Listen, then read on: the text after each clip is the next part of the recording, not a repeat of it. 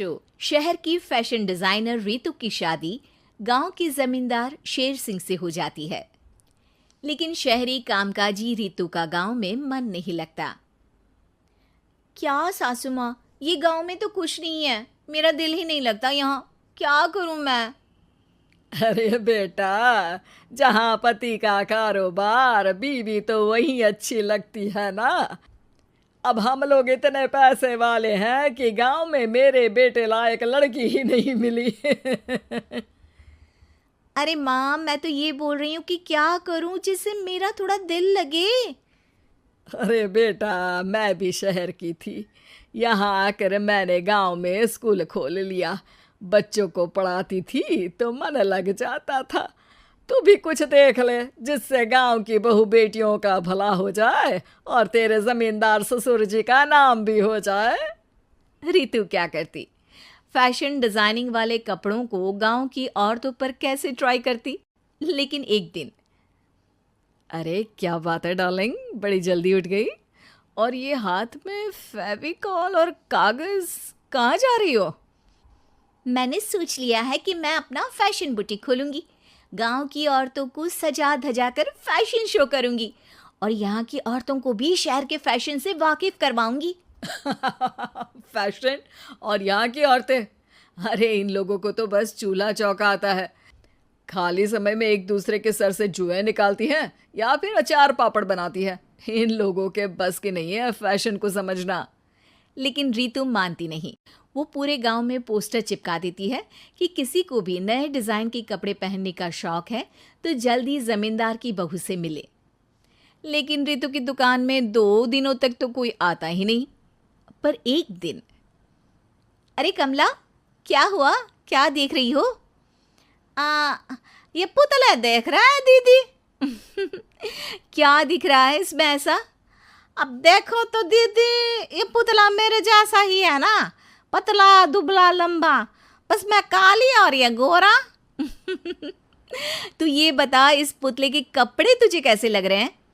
अरे कपड़े तो बहुत ही सुंदर है दीदी, लेकिन तू ना बस कल इसी समय आ जाना और अपने जैसी 2-3 और को भी ले आना।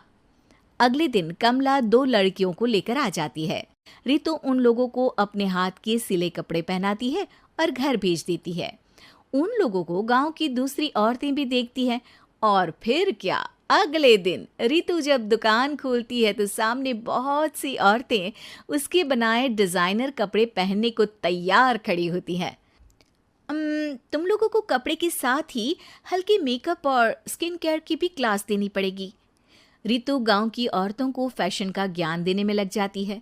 एक दिन रितु का पति कहता है, अरे रितु, तुम्हारी फोटो पेपर में आई है। क्यों भाई, ऐसा क्या कर दिया मैंने, क्या लिखा है। अरे लिखा है गांव में होगा अब फैशन वीक।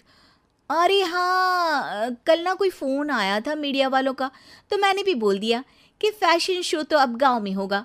लग रहा है उसी की खबर बना दी है। तभी रितु को एक फ़ोन आता है। हेलो, कौन बोल रहा है। जी मैं काम्या बात कर रही हूँ लुक में फैशन वीक से। हम लोगों ने आपका काम देखा। हम शहर वर्सेस गांव का फैशन थीम में एक फैशन शो आपके गांव में करना चाहते हैं। अरे वाह, ये तो बहुत ही अच्छी बात है। मैं अपनी मॉडल्स के साथ शो में हिस्सा ज़रूर लूँगी। बस अब क्या था। वो दिन भी आ जाता है जब रितु की गांव की गोरी शहर की छोरी के साथ स्टेज शो में हिस्सा लेती हैं। शो के बाद, अरे आपकी वो जो कलेक्शन है ना, मैं उसकी पूरी सीरीज खरीदना चाहती हूँ। सच में आपने वो कपड़े डिजाइन करे जो आज के लोग आसानी से घर और बाजार में पहन सकते हैं। और बजट में भी है। हम भारतीयों के लिए तो ये डिज़ाइन बेस्ट है जी। वैसे आपने क्या सोचकर ये कपड़े बनाए और आप इसे कितना आगे और लेकर जाना चाहती हैं? औरतें और फैशन एक दूसरे के पर्यायवाची है।